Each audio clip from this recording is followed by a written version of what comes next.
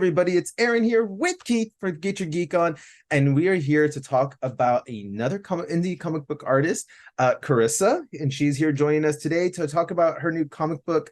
And you know what? First of all, I just want to say, I thank you for first of all being here and talking with us. But you lent me those first two digital versions, and I fell in love with the comic book really quick. I was just like, boom, boom, boom. Once I started reading it, I couldn't put it down. Just had to say that first, get it off my chest.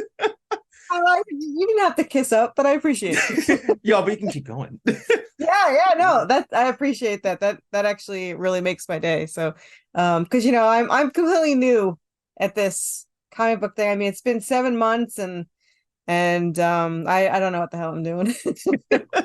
Go ahead. Oh, go ahead, Keith. I was gonna say, does anybody know? No, Right? no. So I fit right in. That's all good. Exactly. So tell us about your comic, what the name of it is, as well as the premise of it first.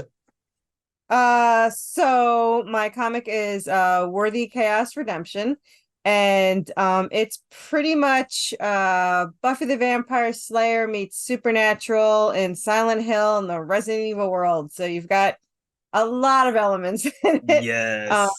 Yeah. So quick premise of it, not that anything I ever say is quick, but it's Seraphina, who's an angel descendant supernatural hunter, and her soulmate Draven, who's a demon descendant assassin, are trying to survive against their fathers, who are trying to get an angelic weapon away from Seraphina that she was created from. It has the power of souls, and each father wants it because whoever gets it can tip the scales towards heaven or hell, and win the war. There's actually another reason her father wants it, and he hints at it, but we don't say what the details are till later because I get yelled at for spoilers. So not a lot to say.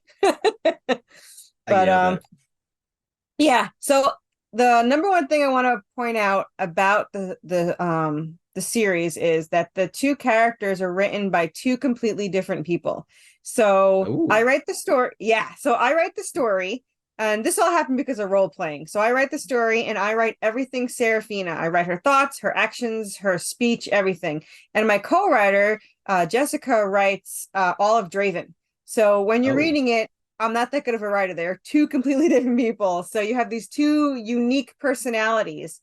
And we didn't plan this. This wasn't something we planned. I had contacted her on a role-playing site about an idea. I role-played as Claire Redfield for 15 years from Resident Evil. Oh, nice. Yeah.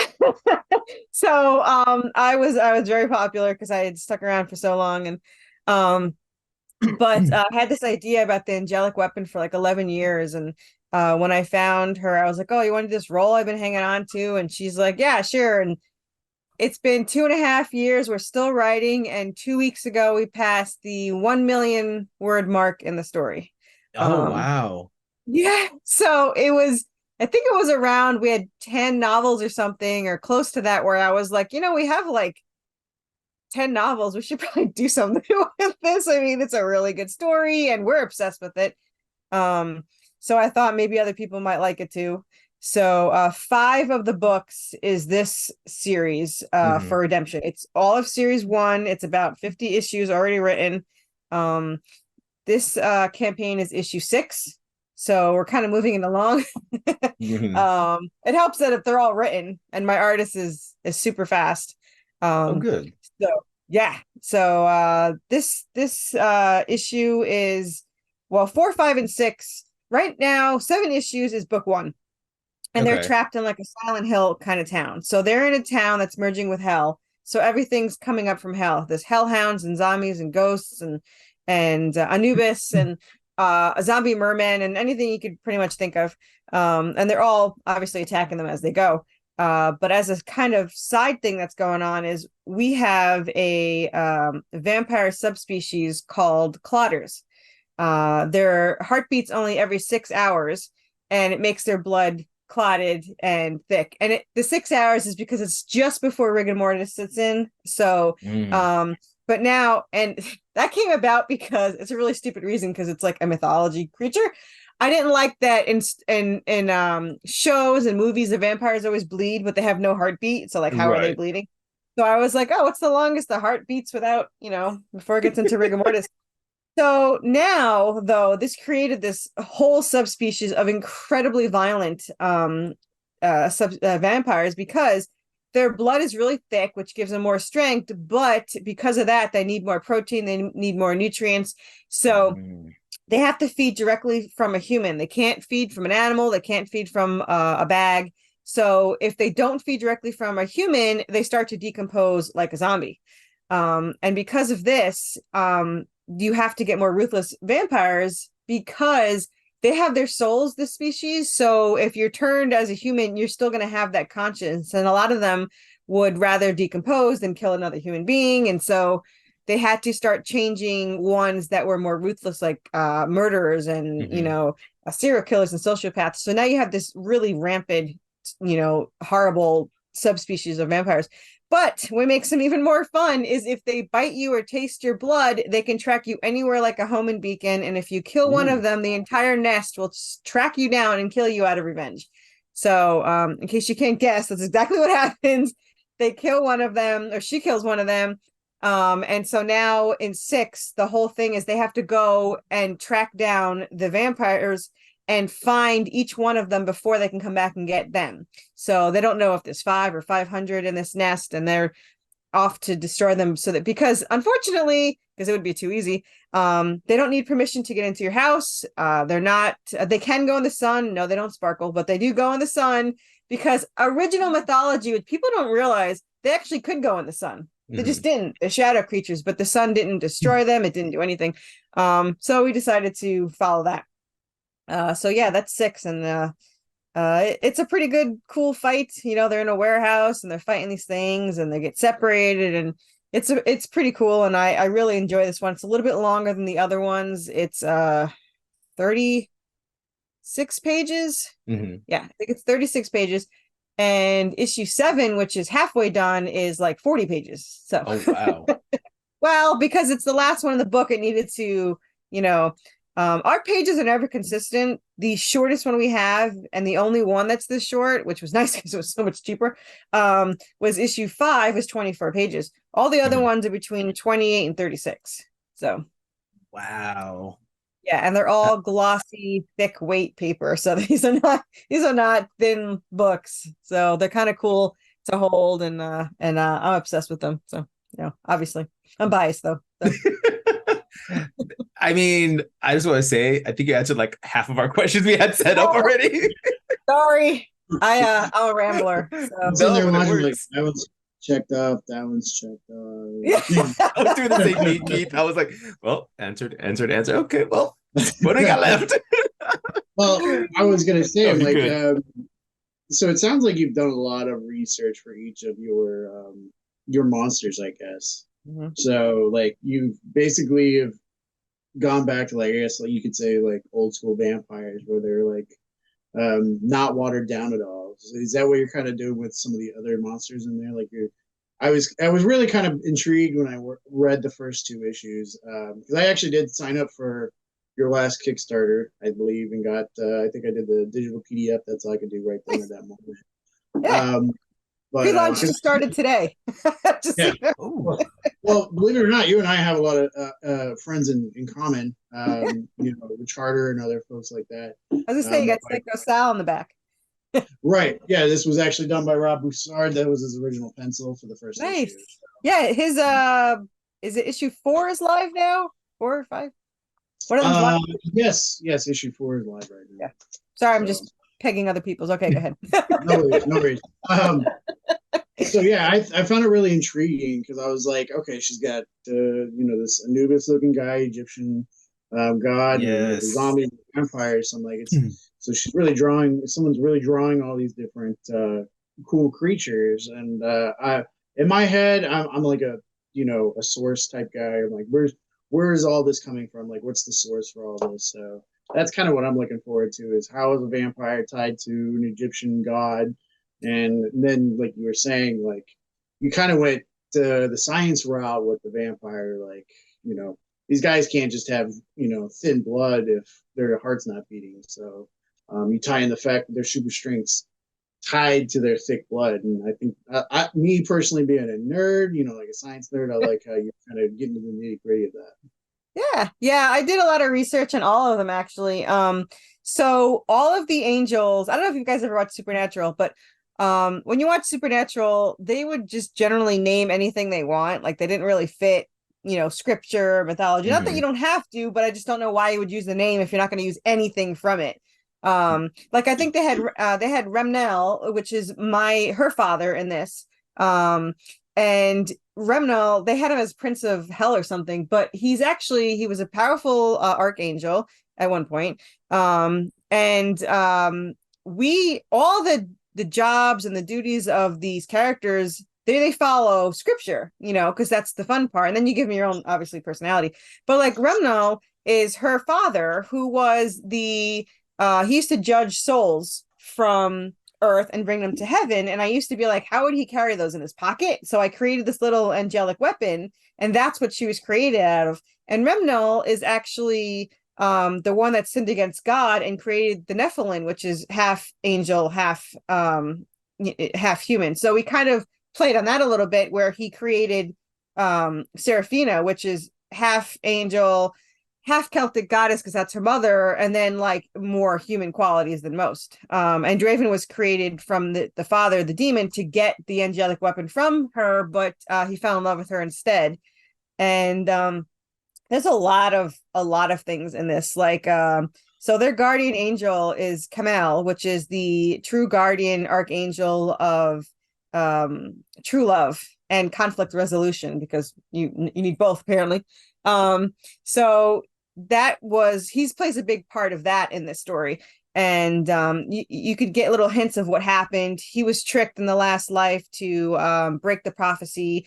There was an original prophecy that if an angel and a demon ever fell in love, they had to be protected, or if they got separated, then there would be a war on Earth. The father, which is in 3, I have to send you 3 now. But the father faked the prophecy and now tricked Camiel to betray them and separate them, which then created, this war between heaven and hell. So there's hints of this in each thing, like Camiel in 4 is saying, don't you think it's weird that prophecy said to separate them and I separated them and then war started? And he's like, nope, just do your job. So there's a lot of in the past, and we have written part of the prequel, and we'll eventually have 5 books for that. We're 1 book in and all that, but we're eventually going to write like all the meetings and how they met. Now Asmin, which is Draven's father, this was not on purpose. It's just, I wish I could take credit for it, but we used him as the father, not realizing that he's immune to lightning, and Remnel's weapon is lightning. So it's just kind of cool that he had, so that they're not actually in scripture together. We put them there because it was cool. And also Asmin, being an anger demon and a chaos demon, he used to feed on souls on the Judgment of Bridge. And even though he never really came in contact, as far as we know, with the angel Remnel, we had them be at war because they just fit so well together, and they banter back and forth, which is fun because Remnel doesn't joke around, but Asmin's a dick, so so but you get to see them in issue 3, and issue 7. They're in a lot. I just got pages back from them, and I love them, the way my artist draws. And I was so mad because this morning he's like, oh, I have 4 pages for you, I'll send them tonight. I was like, don't tell me you have things and then don't send them. Like, that's just mean. So like he sent me all 4 like before I came here, and I was like, these are so beautiful. So there's who's your artist? So Jonas DaCosta is our artist. He did the banners in the background. He did all the pages, the coloring, the lettering, everything. This is his first paid job. So you're going to see he progresses so much in each book. I mean, if you saw issue 7, you're just amazed about how gorgeous the pages are and how the panel work. He's a master at panel work. Purely on his own thing, because I have nothing to do with it. I'd love to say credit. So he's doing the paneling, penciling, inking, coloring, and lettering all. Yes. Wow. Dang. Yeah, I hit the jackpot on him, and he's severely underpaid. He picked his price, and I obviously jumped at it. But I told him that the more successful this gets, the more I'm going to pay him. Like, right. obviously profit's great, but it's not really about that. I have my own business. This is just really, I want to see these made, and I want to make sure he gets the money he deserves and all that stuff. And I mean, there's 45, 50 issues here. I don't know if I'll make them all. I'm going to make them no matter what. I don't know if everyone is going to read them all, but that's the goal. And we also have a spinoff that was written. That's another 5 books already written. So there's technically 100+ issues already written for these 2 characters. Wow. So I guess, my next question, of course, being like, you have all this planned out. How are you promoting it right now? Are you going to conventions? Are you planning on going to conventions to help show everything off? I have been doing some conventions. My best one so far is actually Nashville. I mean, I made I think 3 times or 2.5 times what the table cost me, which is great. I suck at the big ones, like the big conventions. I am awful at, but I want to go as an attendee. I'm like, screw these. I'm not going to get a table anymore. I'm just going to go. But it's too loud. I can't pitch my story. Everyone's running around. So the 2 large ones I went to, I did not like, but the little ones I'm actually did really well at. And the best part is, which I'm thrilled about, is that they buy. I only bring 1 through 3, so they buy all 3. I think only 2 people bought just issue 1 in all of Nashville. Like, that's it. Like, everyone else bought 1 through 3. So that was really cool, because that's quite an investment. You don't know what you're doing. Then I had a lot of people on the campaign. I had like 50 new people on this last campaign. Nice. Yeah, and I had a lot. I think I had 15 people buy the ketchup tier, which is, that's a leap of faith. It's $50 on a story that you really don't know. I mean, it's obviously worth it, but again, I'm biased. So. But it's nice that these people took such a leap of faith for it. And my campaign had ended on Monday, and I had them all shipped by Saturday. So wow. Yeah, I'm super fast. I hate making people wait. I'm not even paid by Kickstarter for 2 weeks. So like, I'm just like, hey, credit card. But I get all these out, and I pay extra money to get the comic book shipped in 6 days. And it actually, I had ordered them Monday, the second the campaign ended, and it got delivered on Friday, and everything was shipped on Saturday. And I just checked, I think 90% of them are already delivered. So yeah, so it's fast. But I also have a campaign like every other month. So they need their books to make sure they like it, so that they can go for the next one. But the campaign ended, and then it was 4 weeks later, we start the next one. And when this one ends, the next one is October 3rd. So, and that's issue 7, and it tells everything that's going on. So the books are all connected. However, they're like in different environments. Like, this is mostly in them in the town and fighting the Clotters. And in book 2, there's 7 issues, and they're trapped in a haunted asylum. And they can't get out because of the ghosts, and they're trapping him in there. But you also have zombies in there. And you have, I don't know if you guys know Resident Evil 2, but we have our version of Lickers, which is we have giant salamanders. Oh, yes. We have giant salamanders on the ceiling. And then after book 2, book 3 is 10 issues, because it's my favorite. I'm not supposed to have a favorite. It's my favorite, but it's Resident Evil 2 style. They are trapped in an infested city. There's more to it than they know, but they're infected. They're in this infected city with 2 other survivors, which I haven't told my artist that he'll be drawing 2 other main people. So sorry, we'll find out soon. No.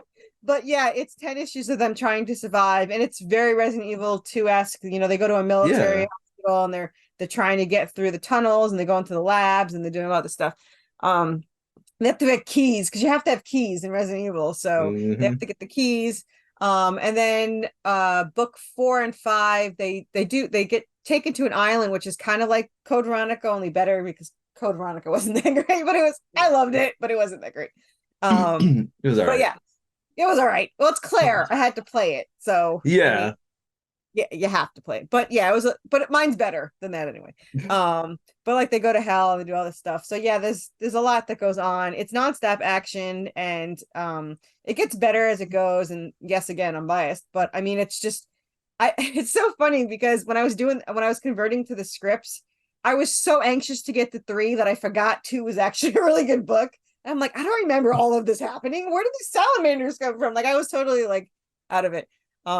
But someone once asked me in an interview what kind of zombies I have, and then I had to think about it because I hadn't thought about it. We have three different kinds. So we have, yeah, because we have the Dawn of the Dead type that come from hell, because the Silent Hill town, they're merging with hell. And then in the asylum, it's mostly ghosts and the salamanders. So it's actually ghosts possessing the dead bodies that are animating them like zombies. So they're moving and everything, but it's actually the ghost doing it. And then 3, you have the infected kind, like you have in Resident Evil. So yeah, we have 3. Yeah, so you have 3 different kinds of zombies, and I wish I could say I planned that it was all creative, but I just couldn't out that way. But yeah, so you have those different things there, and then the island 4 and 5, man, there's like everything on there. There's more hellhounds, there's ogres, and anything you can ask, because it's all experiments, and they all get trapped in them and get escaped. And I'm getting ahead of myself, but yeah, there's a lot that goes on. So Dang. yeah, well, it's I have to say it is action packed. So the 3 things I tell people: if you don't like gore, action, or cursing, you will not like this book, because there's a lot. My mom's review, which I'm literally putting on the back of my hardcover, I'm getting the graphic novels getting released in January. My mom's review was, "I finally read your story, and besides all the F words, it was pretty good." So that's going on the back of the book so that everyone knows. Love, Mom. So yeah. Well, I think the opening page or second page. Oh, the second page. Was like, oh, okay, this is happening. Yeah, yeah. I would say 2 and 3 are probably the most gruesome. Like he throws the head at her. Yes. So, yeah. I figured I'd show you that for, if you can get through those 3 pages, then you're good for the rest of the story. Yeah. Right. Yeah. Yeah. So you've been doing Kickstarter. Do you think Kickstarter has been a good medium for you? Yes. Yeah. Has there been any other mediums you thought about maybe using, like Indiegogo or? No, I don't like Indiegogo. But I am gonna try putting my graphic novel in. I don't know if you know Fund My Comic, so I'm gonna try that. And we'll see how that goes. But Indiegogo, I don't know. They might have been better, but so far everyone I know that have tried them recently had better luck with Kickstarter. So I run my own business, and my clients never did Kickstarter, and they never read comics, so I can't make them go to more platforms. So it's pretty much going to be, I made their pages for them on Kickstarter. So I'll probably stick to Kickstarter in general, but I'm going to try Fund My Comic. I like Fund My Comic's philosophy better. Kickstarter drives me up a freaking wall, because yes, people can back out, and fine, you can have that, but there's 3 things, and I write in every survey until they finally be like, let's shut this chick up and just do what she says. 1, I don't think you should be able to back out within the last 24 hours. I mean, you're working your ass off, and then I know somebody that just ended their campaign, and someone backed out at 37 seconds. Like, it's such bull. I mean, it's just messed up. The other thing is, they need to take the funds out right away. You need to. People think you do anyway, because I hear people like, oh, I can't do it till next week when I get paid. They all think the funds get taken out right away. Just take them out right away, because what happens is you can refund the money. This is America, but there's refunds. But the problem is, when that clock ends, I have all of these non-payments, and I have to wait for people to pay, if they pay. Mm-hmm. Like, I still don't know. Like, my last campaign, for the one for issue 4, I had $300 pledge not paid. So I lost the $300. And the one before that was a $400 pledge, and they never paid. Wow. So it's just stupid that they have that kind of system going on. It's just take the money out right away, so that people it can still back out. You have all this time to back out, but you need to take the money out right away. The only other thing is, they need to have addresses on file. There is no reason to not have addresses on file. Once the payment goes through, you should get their address that's on file, because I still have from every single campaign 1 package from every single campaign that they paid for it. This one right here next to me was $123, and they have yet to give me their address. So I think I've talked to multiple Kickstarter creators, including myself, because I helped do Gabe's Cave issue number 1. I can't do backwards. I always do that. I'm like, there. Yeah. And I think there's a few people that still never answered the surveys or gave them their address. So having an address on file with Kickstarter would make sense. right? I mean, I really would.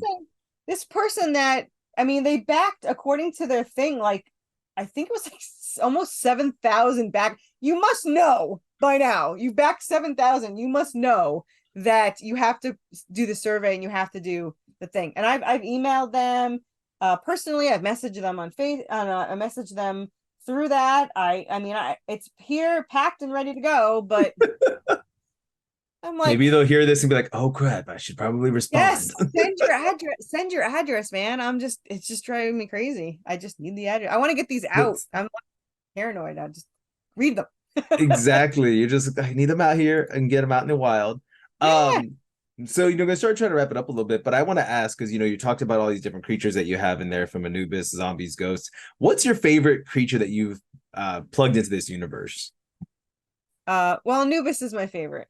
I mean, this is my plush Anubis, Oh, my emotional support plushie,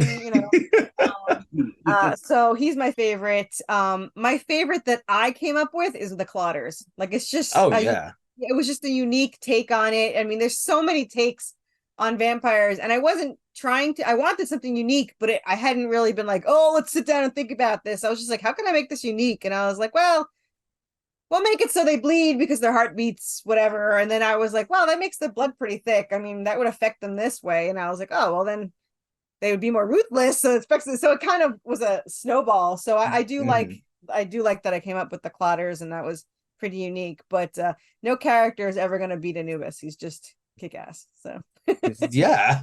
I mean, I love Anubis. That's why when I saw him come out, I was like, oh, he's here. He plays fetch with a hellhound in issue 4, and then from then on, this hellhound just follows him around with a stick in his mouth. So, gosh, yeah. So, and that wasn't in the book. I just kind of added that because we had just finished the spinoff, and I had added a hellhound to that. And then I was like, what if Anubis met this hellhound, and it turned into this whole thing? And now I think it's adorable. I thought everyone was going to be like, what the hell is she smoking that she's got this thing, playing fetch with a hellhound? But everyone seems to love it, and it's one of my favorite scenes. So. Now he's just gonna follow him around, which I kind of liked. Just chilling. He's just chilling. That's so cool. So I know we'll have the links to all of your Kickstarter stuff in the comment section and everything, but where can they go to just kind of follow all of your stuff? So the number one way to find me, because if someone watches this later, if the campaign's over, the link doesn't work, whatever, the best way to find on Kickstarter is to search Worthy Chaos. We're the only thing that pops up. For the love of all, do not search Redemption, because you'll get 700. I did not think ahead for that one, but Worthy Chaos, we're the only thing that pops up. You can see all the campaigns. We have a Worthy Chaos Facebook group. There's a page. It's pointless as all hell. I mean, you can join it, you can like it, you can follow it. I made it because everyone told me to, but then I made this group, and it's so much better. People can interact, and other creators are. I actually asked them to post their links for Kickstarters. Artists can post their art for commissions. Podcasters can post their info. We're a small community, and I like to support other communities, all other creators. On Twitter, we're at worthy_chaos. We have 5.3 thousand followers on there. I think the same 20 people retweet, but yeah, you can find us on there. And we always like to tweet out pages and prizes and rewards and all sorts of cool stuff. So it's always good to follow those and get to see all the cool stuff. And I'm not supposed to show everything, and I do. I'm like, look at this cool page. It's like 2 issues ahead. I'm just like, look at it. So look at it. Just look at it. Yeah. Was it Invader Zim? I think it's Gurm. He's like, look, like shoving something in Zim's face. I think it's just all I hear now. Look at it. But yeah, I'll make sure to add those links too. If you send them to me, they'll be in the comments. So people, go definitely check out all that stuff, guys. And I do thank you for joining us here and talking about the comic book. By the way, I fell in love with the main character, how much of a smartass she was, because I'm a smartass and sarcastic. I love that with I think it was about, like, I forgot what line it was now. She was such a bitch. The fence. I was like, don't give them ideas. Oh my God, that's something I would say. Crap. This is crap. I like her. Yeah. That was my whole favorite thing that I wrote, because I was just like, that's something I would say. He's like, they don't exist. Put your hand through the fence. And my editor tried to change it. I'm like, no, this is exactly what she would say. Would just, and the whole going over the fence. Why don't they go over? Shh, don't tell them. Really? Exactly. That would have been me. Yeah, That would be so me. But yeah, definitely, guys, check out this comic book. And thank you, Keith, for helping me with this interview. Again, follow all of her stuff at, all of her links down below. Definitely support the Kickstarter, guys. Support indie comics and get them out there. On that note, I'm Aaron. That's Keith. Stay geeky and get your geek on, guys. Thank you.